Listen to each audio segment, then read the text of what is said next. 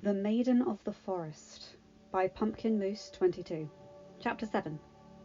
Kit climbed the palace steps, cradling the slipper in both his hands, as if he was carrying the most precious thing on the entire face of the earth. And to him it was, since it represented his princess. He had no desire to return to the ball and continue dancing with other women when the only one he wanted to be with was now gone. Why had she run off? What was this about lizards and pumpkins? Why did she look so petrified when bending up to pick her shoe? Why did she leave such a precious thing behind? Kit couldn't figure it out. One moment they were happily conversing in his garden, and the next she was rushing away in a whirlwind of fabric. And confound it all, he still didn't know her name. What irony. She was just about to tell him when the clock's chime compelled her away. Did she have a curfew or something? Why would she be on the night of the ball? Usually such things lasted until the early hours of the morning. She would have known this, so why did she leave? Kit wandered down the palace hallway in a daze, his hands still clutching the glass slipper. The craftsmanship was impeccable, the clear cut of glass glistening with small rainbows in the shimmering light coming from candles mounted onto the walls and ceiling. A beautiful butterfly rested at the base of the shoe over the toe. His princess was just like that creature, light, remarkable, and free to flutter away wherever she longed to go. He sighed. Kit. Kit jumped, but his hands kept a firm hold on the shoe as he turned around. The king was walking towards him in concern. Where on earth are you going, my boy? The ball is that way, he said, pointing behind him. Kit glanced down the hall and then at the slipper in his hand. King Rowan approached, noticing the delicate shoe for the first time. Is that shoe made of glass? Kit nodded. It belongs to her father. She left it on the steps just now. Why on earth would she leave such a remarkable thing behind? King Rowan wondered, peering down at the slipper. I don't know, Kit said. She was in a hurry. Chased her off, did you? The king teased. Kit frowned. I don't believe I did. We were conversing out in the gardens when she suddenly stood up and announced she had to leave. I wonder why, the king mused. Kit rolled the glass slipper around in his hands, lost in thought. His father was staring at him, but Kit wasn't paying the slightest attention. He had been carried away to earlier events of the evening, when he was holding her in his arms, guiding her around the ballroom. Your Majesty, Your Highness! For the second time, Kit was caught by surprise. Looking up, he saw the Grand Duke coming towards them. His breath caught in his throat as he looked at him expectantly. The Grand Duke shook his head. I am sorry, sire. She slipped away. How? Kit demanded. Surely the royal guard would have caught up to a carriage. The gate came loose right after the carriage had passed, Captain Alistair said, walking to join the three men. The next available exit was 3 blocks away in another section of the city. Even if we used it, we wouldn't have caught up with her. Captain, I want you to spare no effort in searching the road for her. Kit, what you suggest is not practical, his father chided. You'll have the entire guard sweep every section of this kingdom all night for some girl? She isn't just some girl, father, Kit snapped, stepping away from him. She's... He paused, unwilling to continue this conversation around so many ears. King Rowan sighed. Captain, Grand Duke, please return to the ball and entertain the guests. Kit, come with me. Kit grudgingly followed after his father down the hall, away from the ball's festivities. The two walked in silence until they reached the king's private study. Shutting the doors, King Rowan indicated for Kit to sit in the chair opposite his desk. Kit did so, placing the glass slipper on the desk between them.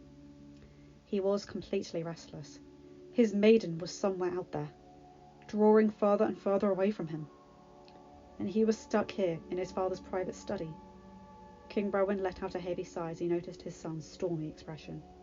He had seen the way his son and practically flown down the staircase into the ballroom below the second that mysterious girl had appeared. She had been positively stunning. He couldn't deny that. His son had superb taste. He had also never seen his son dance with someone so gracefully before whisking said dance partner away to a more private setting. She had certainly captured his heart more than the king realised. Walking around his desk, he sat down heavily in his chair. So, who is she? Kit swallowed. He couldn't look his father in the eye. I don't know, he confessed. King Rowan's brows drew together. What do you mean, you don't know? She never gave me her name. You spent the entire evening with her, and didn't get a name? I was about to! Kit exclaimed, leaping to his feet and beginning to pace. She was just about to reveal her name when the clocks chimed, and she said she had to leave. Well, do you know what kingdom she's from? No. King Rowan became genuinely concerned. Kit, she is the girl you met in the forest, is she not? Yes. I mistook her for being a good honest country girl. But that clearly wasn't the case. Oh, did she say she was a princess? Kit paused in his pacing. No, I only assumed. Kit couldn't fault him there. The girl had carried herself like a princess would. She definitely appeared to be royalty, but if she never told you, son... Kit knew where his father was steering this conversation. Father, I don't want to marry anyone else. I love her. King Rowan studied him. And how do you know that? Kit whirled around. I just do, father. I can't get her out of my head. She's all I've been able to think about since the moment we met back in the woods. Be that as it may, his father supplied gently. You can't ignore your obligations, son. You are a prince, and the whole purpose of tonight's ball was to choose a princess to be your wife. I did choose. But Kit, if she isn't a princess... The king trailed off. Kit took several deep breaths. Are you going to force me to marry for advantage? If she is not, he whispered quietly.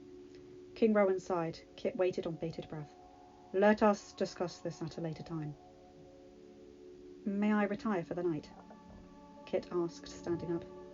King Rowan stared at him for a few moments before giving up the silent battle between them. Fine. Kit snatched up the glass slipper and left the room without a backward glance. He couldn't believe this. Even after he told his father his true feelings for his mystery princess, he was suggesting he'd consider someone else? Frustrated and sad, Kit entered his room. Henry and Lance weren't there, and they were probably helping out put the rest of the staff out with the ball. Walking over to his bed, he pulled one of his pillows away from the rest and placed the glass slipper upon it. Heaving a heavy sigh, he removed his jacket and his boots, before walking out onto his balcony. Despite the fact it had begun raining, Kit leaned against the baluster and looked out over the gardens. Tonight had been one he never wanted to forget. He thought of his princess, of her soft golden hair, her compassion towards his sorrows and woes, and her fascination for a garden others would consider little to no importance. She had been humble when he suggested someone paint her portrait, almost as if she didn't think herself worthy of such a notion, but grateful nonetheless over his words. He thought of the way her eyes sparkled and how her attention was solely focused on him from the moment she saw him. He thought of her smile, how it lit up her face and melted his heart. Gracious! He was even more taken with her than back in the woods. Your Highness! Someone gasped out in shock. What are you doing out there in the rain? Kit turned around to find both Henry and Lance peering at him from inside. He merely shrugged, turning his attention away from them to the scenery before him, sighing all the while. Sire, you shouldn't be out in the rain, Lance chided, stepping out into the downpour. We can't have you getting sick. Kit sighed. I suppose that wouldn't do, would it? Turning, he allowed Lance to guide him back inside. Both servants were alarmed at the prince's detached behaviour. Sharing concerned looks, they helped him out of his wet clothes and into his evening robe. Kit seemed completely distracted, allowing them to do as they wished without a word. Neither Henry nor Lance dared to ask what happened at the ball. The whole palace was buzzing about how the prince had spent the entire evening with the mysterious princess, going so far as to chase her down the palace steps. The question on everybody's tongue was, who was she? When the prince hadn't returned to the ballroom after chasing the girl, the whole event seemed spoiled. Nobody wanted to stick around when there wasn't a prince to woo. Gossip had spread like wildfire among the guards and palace staff that the prince had chosen his princess, but that her had fled before him, escaping the Grand Duke and the guard. Why had she run? And what was this about her leaving a slipper made of glass on the steps? Henry and Lance had not noticed the slipper resting on the bed when they returned to Kit's chambers. They were too concerned about making sure he was all right. After they helped him into his robe, Kit walked past them without a word towards the bed. The servants let out a gasp when they noticed the shoe. Remarkable, isn't it? Kit muttered, hearing the sounds of their astonishment. Your Highness, is that? Henry asked hesitantly. Kit smiled. I apologize for my earlier behaviour. I fear I have been swept away to a place I'd rather be than here. She left this on the steps. I have never seen anything like it. Such beauty, such uniqueness. Just like her. Kit sighed. Henry and Lance didn't know what to say, so they said nothing at all. A knock on the door saved them from dwelling on what was fast becoming an awkward atmosphere. Lance went to the door and opened it. Captain, what brings you here at such a late hour? May we have a private moment? Captain Alistair asked, nodding to Kit, who sat on the bed. Kit gave his consent, and both Henry and Lance left the room. The captain pulled up a chair and sat down. He knew that Kit would need someone to talk to about what had just happened, so he decided to wait until Kit spoke his thoughts, which didn't take long. She left, Alistair, he mumbled, staring down at the shoe. Like a butterfly, she's flown away. I haven't the foggiest idea where to even start looking for her. Why did she run in the first place? Did you try to make an advance? Though he knew the captain was teasing, Kit couldn't help but be offended. Alistair! You know I would never do such a thing, especially to her. Alistair offered a small smile. I figured as much. Well, if you didn't do that, why did she run? Kit shook her head. She wasn't very clear as to why. I was just about to get her name when the clock chimed, and she told me she had to leave because of lizards and pumpkins and things. Alistair stared. Lizards and pumpkins. That's exactly what I said, Kit said, exasperated. It makes no sense. Indeed, it does not, the captain agreed. But what makes even less sense is that you spent the entire evening with the girl, even disappearing from the ball for a private word, and you did not even get her name. Don't remind me of my failure, Alistair. I'm already beating myself up over it, Kit muttered bitterly, replacing the shoe on the pillow. I don't know her name. I have no idea where she's from. I haven't even got a clue if she is a princess or not. All I know is that after being alone and conversing with her, I have fallen even more in love. Well, that much is obvious. Captain Alistair smirked. Since you were willing to have the entire palace guard search every inch of the kingdom for her, I am sure you would have joined the hunt yourself. I originally was going to chase after her myself, Kit reminded. Had the Grand Duke not been there, I would have. You don't think he was right, do you? In regards that she was trying to lure me away from the palace? Heavens, no! Gracious, Alistair, that would have made her incredibly shallow. And incredibly seductive, which has proven true in your case. She can seduce me all she wants, and I'd come willingly, Kit muttered. Because I don't know the motivations behind such seduction would be something more meaningful than power or greed. She wants none of those things, Alistair. Then what does she want? Why else would she single you out the second she appeared? Kit remembered the sorrow she had tried to hide from him in their first meeting in the woods, and the different emotions in her eyes tonight. The emotions of hope, happiness, and endearment. She singled me out because I was the one who asked her to dance at the ball. She had thought I was an apprentice, Alistair. She had no clue I was the prince. And concerning what she wants, I think she wants to be loved for who she is, as I do. Oh, why did you say that? The captain kindly prompted, for Kit was beginning to get lost in another daze. When we first met, back in the woods, she had appeared to be trying to conceal a hidden sorrow from me. Tonight, that sorrow was missing. Instead, she was happy and hopeful. And the way she looked at me, she made me feel like I was some kind of lifeline to her. Like I was the only thing keeping her afloat from drowning in the sorrowing depths she kept hidden from the world. I never would have thought that she was suffering from anything, Captain Alistair muttered. She carried herself like a royal would, and she radiated with happiness, as you say. I wonder what could have made her sad the day you met her. I don't know, but I want to take that sadness away, Kit muttered. Unfortunately, I'm afraid that might not happen. When my father found out I don't know anything about my mysterious lady, he hinted that she might not be royalty. And if that were the case, you would have to settle for another bride. Kit nodded. He didn't pressure me to choose someone tonight. That actually rather surprised me. Usually he'd put up a fight. He did look rather unwell by the end of the night, Captain Alistair said. Perhaps he couldn't bring himself to put in the effort. Kit frowned. His father had looked paler than usual. Perhaps. I fear his days are rapidly drawing to a close, Alistair. I know he's only urging me to marry to ease his spirit, so that he won't be leaving me alone. Then you need to seek out your disappearing young lady. I want to, Kit muttered. I just don't know where to start. Captain Alistair reached across and patted his arm. I am sure that in time something will reveal itself, and we will know what to do. Kit nodded. I suppose you're right. We should get some rest, Alistair. It's getting late. The captain could tell that the prince was still very troubled, but he decided to leave him to his thoughts. Very well. I shall see you in the morning, Kit. See you, Kit muttered. Though he promised Captain Alistair he would see him in the morning, Kit remained in his private chambers.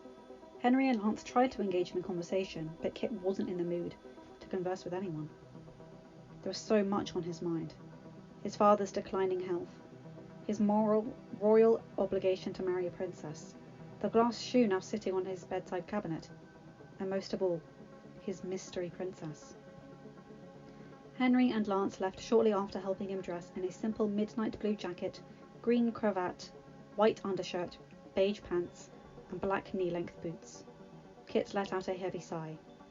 Walking over to his now-made bed, sitting upon it, he picked up the shoe. I have to leave. It's hard to explain. Lizards and pumpkins and things. What did she mean? Kit wondered for the 100th time. Lizards and pumpkins and things? He couldn't figure it out. He had mused about it all night. He'd even dreamt of lizards and pumpkins. But he was just as stumped as he had been the first time his mystery princess had uttered the words. Why would she leave due to lizards and pumpkins and things? What were those other things? Kit shook his head. This is ridiculous, he muttered to himself, standing up and setting the shoe back on the table. 2 minutes later, he picked it up again and wandered over to a chair next to the balcony windows. Falling back into the plush furniture, he rubbed his eyes before gazing at the shoe again. As he took in its fascinating craftsmanship for the 100th time, an idea sparked. Leaping to his feet, he threw open the door. The guard stationed outside twisted at the sudden banging of the wood against the wall. Sire, are you all right? Kit waved off their concerns. I'm fine. Striding down the room, he purposefully walked down the halls, heading to the servants' quarters. He knew Henry and Lance would be there since they had told him they would be taking laundry room, taking care of his clothes and shining his boots, should he need them. Quickly he descended the steps, he shoved open the doors and briskly walked inside. Fresh aromas filled his nose, and the sound of scrubbing, chattering, and slight laughter rang through the air. As the servants washed clothes in giant basins, threw wet things into baskets, and carried said baskets outside to be hung up to dry. The work ceased altogether, however, when everyone became aware of Kit's presence. He did stick out like a sore thumb. After all, everyone else wore the typical servants' colours: blue skirts or pants and yellow shirts. Swallowing a little, Kit nodded to them before walking past in search of Henry or Lance. On the other side of the laundry room was an open door. Kit made his way to it and found Henry and Lance polishing his boots. Henry, Lance, he called, getting their attention immediately. The two of them leaped out of their chairs. Your Highness! Henry gasped and they bowed. What are you doing here? I need one of you to do something for me, he said in a rush, stepping further into the room. He didn't realise that the other servants had paused to peek around the doorways to see what on earth he would require of his manservants. What do you need, sire?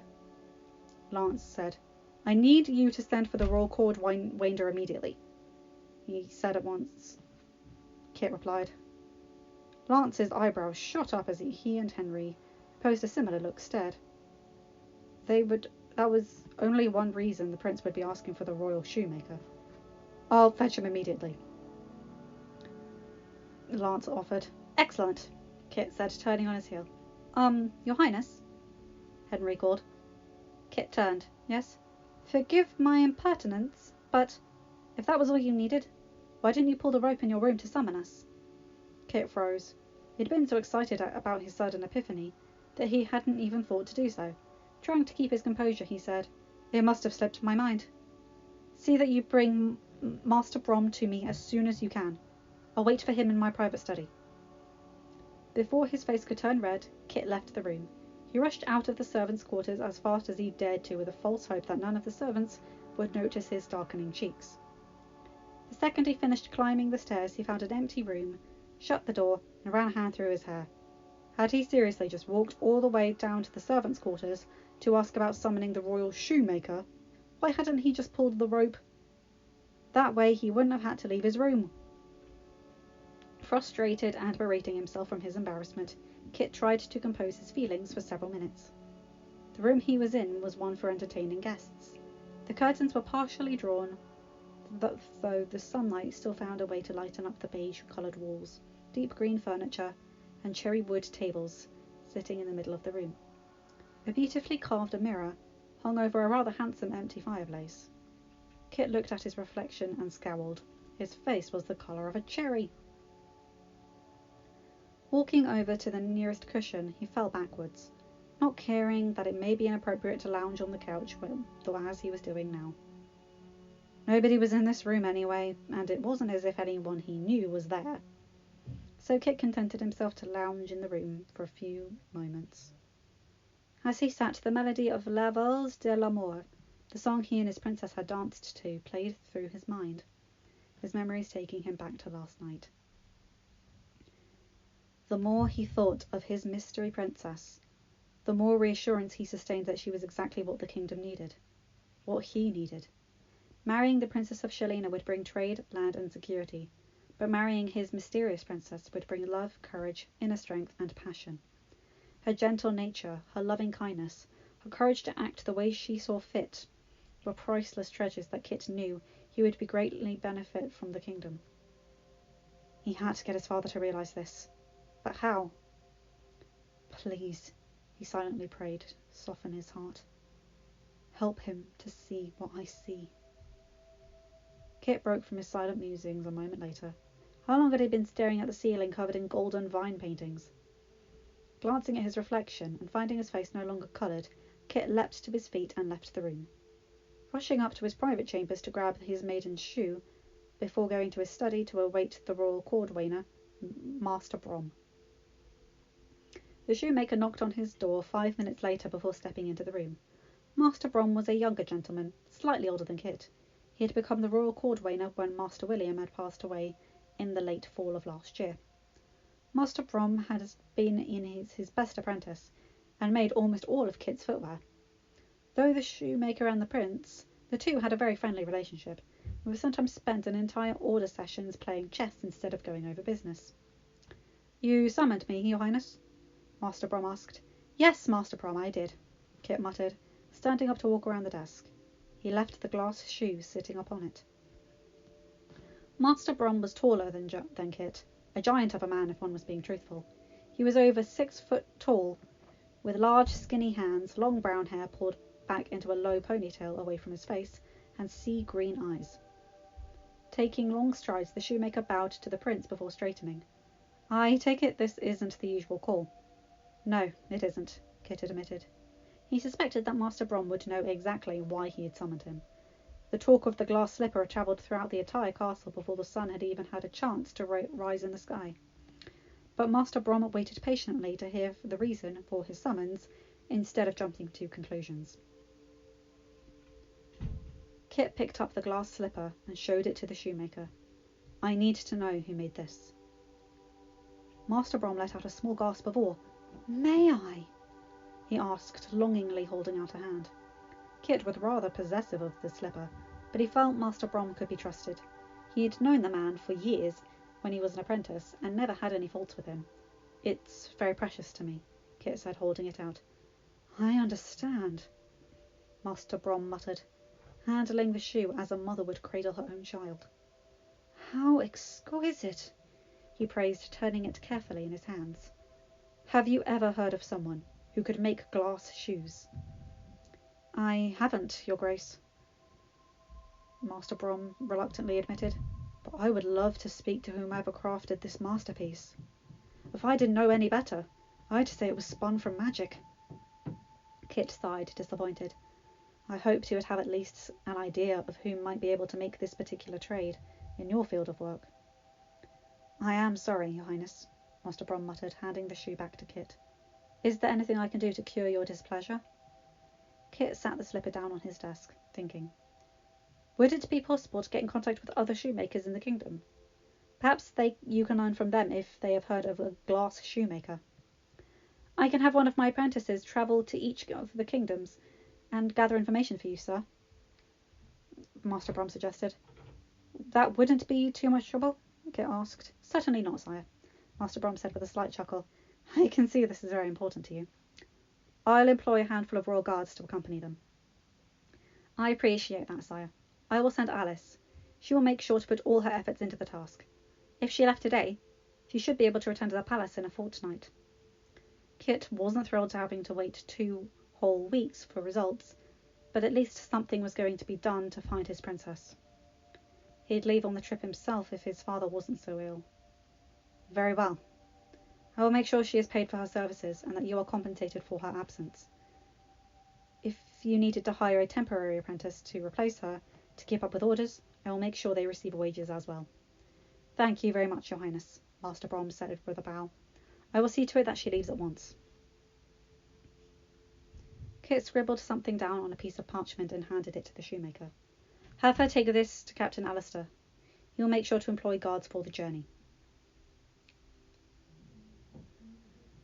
Master Brom bowed one more time before leaving the room. Kit let out a heavy sigh as he walked back behind his desk, sat down, staring at the shoe. There were other things he was supposed to do, but he hadn't had the concentration to do them. He sat down at his desk for a long moment, in quite the daze, when a knock came on his door. Enter, he invited, coming to himself. It was the Grand Duke, and his face was filled with sorrow. Your Highness, he said, his voice grim. Your father wishes to see you. Kit shot out of his chair. Is he all right? He demanded, coming around the desk. He couldn't get out of bed this morning, the Grand Duke answered as he followed Kit out of the room. He had to practically run to keep up with his long strides. His health took a devastating turn for the worst through the night. The royal physician has been with him all morning, but... He trailed off, unable to continue. Kit's heart constricted and his pace, if possible, quickened. Somehow he knew his father didn't have a lot of time, and he was desperate to reach him before it was too late. End of chapter 7. Hi guys, hope you enjoyed this. That's an interesting chapter. I like the idea of Kit, forgetting himself and just going to the servants' quarters to look for Henry and Lance. Very funny. And looking for the royal shoemaker. That's really smart, actually. And that cliffhanger. Poor King Rowan. I really liked his character. And this next chapter is not going to be fun. So I'm going to apologise in advance for crying, because I probably will cry for that chapter. Anyway, have a good day, night, or whatever time zone you're in. Bye, my guys, gals, and non-binary pals. I'll see you in another video. Bye!